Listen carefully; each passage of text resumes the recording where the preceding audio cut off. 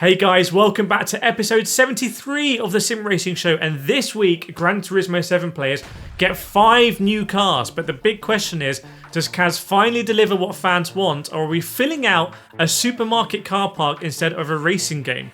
Meanwhile, Le Mans Ultimate has already hit version 1.1 this week, with a fan favourite track now available, and the European Le Mans Series DLC roadmap officially underway. And Project Motor Racing just released a trailer and confirmed 7 new cars and Sebring for launch over in Assetto Corsa Evo. Multiplayer is live in beta 0.3.3 to the early access, but does it finally feel like a real racing sim, or is it still a work in progress?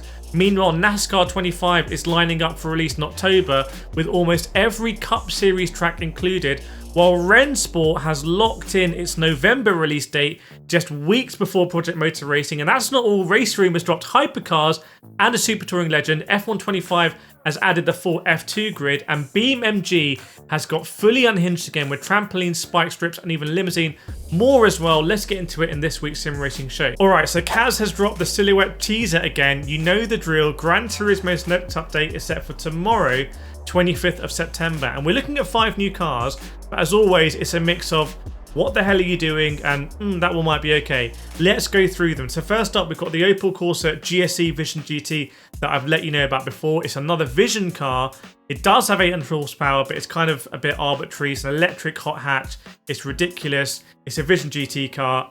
Don't really care. We've finally got the Hyundai Elantra N. So we did have the Ioniq N for a long time, but no petrol N modules. So this is interesting from Hyundai. That must be sponsoring this. Surely Hyundai is splashing a load of cash here. But the Elantra has a 2.0 turbo, which is nice, front wheel drive, and the option of a manual gearbox in real life, so we'll see what that's like.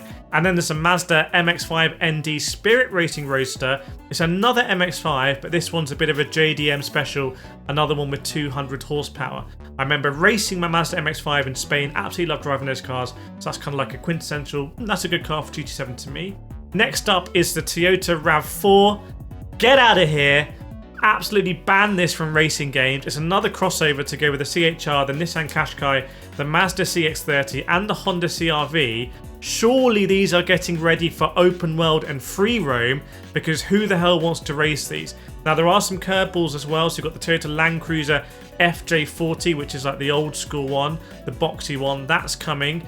But you know that people are going to run this around the Nürburgring, and maybe that is also the spirit of Gran Turismo. So let me know in the comments, what do you think of these cars coming to GT7? Are they kind of quirky and that's cool, or are they just a waste of time?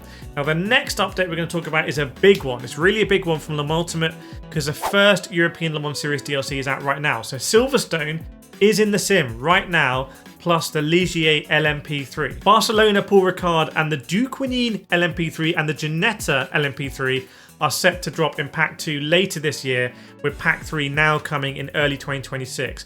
Now on top of that, there is some free stuff. There's European Le Mans Series liveries. There's a quicker de-restricted LMP2 that's available to all players whether you've got DLC or not. And Silverstone also launches with 44 car grids, and they're going to add shorter layouts as well in the future. But it's not just about all the new content they're bringing, because in 1.1 there's also now a livery hub where custom designs can be shared more easily. Driver ranking, they say, has been rebalanced, and the next driver swap test race is set for October 3 to 5. Speaking about tracks, Project Motor Racing just confirmed 7 new cars and Sebring, and this is the lineup. It's a serious lineup. We're getting the Acura NSX GT3 Evo, the Corvette Z06 GT3R, I really like that. The AMG GT3, really like that. The Toyota Supra GT4 Evo, I like that. The Nissan Z GT4, the Mazda MX-5 Cup, and the legendary 787 Rotary Beast from Mazda.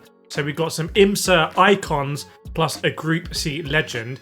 And I believe Project Motor Racing might be the first hardcore sim to get that Nissan GT4 and the Supra GT4 Evo. That's a serious selection of cars. And we also have Sebring as well, which is like an iconic circuit. Gran Turismo still doesn't have it. Even Forza has it. Rennsport doesn't have it, but Project Motor Racing does. Straightforward also confirmed that their built-in ranked multiplayer will have no subscription fees, no rentals, just straight racing. That's a bold move. Let's hold them to that. If they ever change that, let's remind them this is what they promised us. So is this what you're looking forward to with a sim racing game that's coming out on console as well? We will find out before the real test in November. Now next we're going to speak about Assetto Corsa Evo, NASCAR 25 and other sim racing news. But before that I want to say a big thank you to today's sponsor GT Omega, who provided me with this GT Omega Prime Light racing rig and this inertia bucket seat as well. I'm using at the moment with SimuCube active pedals so it can really handle just about anything. If you're looking for a sim racing rig, go to gtomega.com. If you find something you like, take a look at the reviews, and if you do buy it, use my code KIRETH5 for an extra 5% off. Big thanks to GT Omega for sponsoring this video. Now if you've been following Assetto Corsa Evo, you will know that update 0.3 was supposed to land back in July. Well, it's still not live on the main branch, and no one's talking about this. Like, I'm just going to say it again, it's still not live on the main branch, but if you do own the game in early access, you can jump into the beta on Steam. So there'll be a detail to get into that in the Sim Racing News newsletter that you should be subscribed to. It's completely free. Check out the link in the description. Now 0.3.3 has made some tweaks to the netcode, the multiplayer, fixing setup screen bugs, and apparently polishing both the server and client side things to keep things stable. There's a few minor graphical updates and general optimizations. But what is going on with Assetto Corsa Evo at the moment? If it's a real struggle to get multiplayer on the official branch, how on earth are we going to get free roam? Like, what is going on there? Maybe free roam needs to be cut out of Assetto Corsa Evo, I'll just say it. Now another big sim racing game coming very, very, very soon is NASCAR 25 with a release date on the 14th of October. That's just before the Sim Racing Expo, and they've just unveiled footage of real-world driver Anthony Alfredo trying the game, and the visuals look pretty good. I would say even more impressively, NASCAR 25 will feature 27 of the cup tracks from this year out of 28. It's only the Mexico City one that's set to miss out. You're also going to have a range of truck, ARCA and Xfinity series tracks and cars too. Interestingly, the game is going to come out on PC about a month after the console versions. That's quite unusual. I don't know why that's happening. Often it would take longer to certify on console than on PC. So what that means, I'm not sure. Maybe they want people to buy on console. Now a game that is open for console pre-orders is Rennsport. So that is now set to release on PlayStation 5, Xbox Series X and PC on the 13th of November. So mark that in your diaries. Only 13 tracks and 18 vehicles will adorn the game's vanilla version though. So not a huge selection of tracks and cars.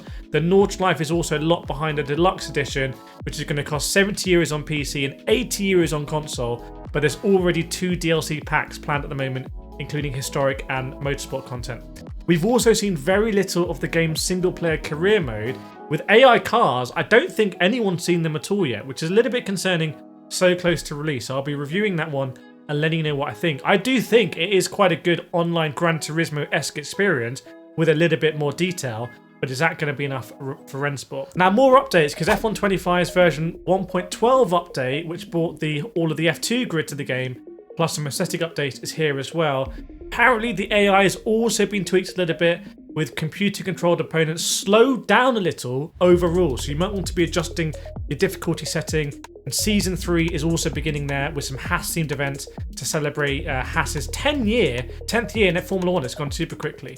Now RaceRoom still exists. A lot of people like RaceRoom. They've revealed the content of their September update, so KW Studios developed that one. There are 3 hypercars coming and 1 Super Tourer. So the Porsche 963, the BMW M Hybrid V8, and tragically, it looks like it's going to drop out of IMSA, the Lamborghini SC63. I can't believe I got to see that car in real life at Lamborghini, and now it's not even going to race at the highest level. But that's why we have sim racing, because you can still race it in RaceRoom. Also, the Renault Laguna Super Tourer is coming as well, along with a graphics overhaul. And they also say that they're going to be releasing a new ranked multiplayer system. So hopefully we'll hear more about that soon. Now, BeamNG drivers full name the game.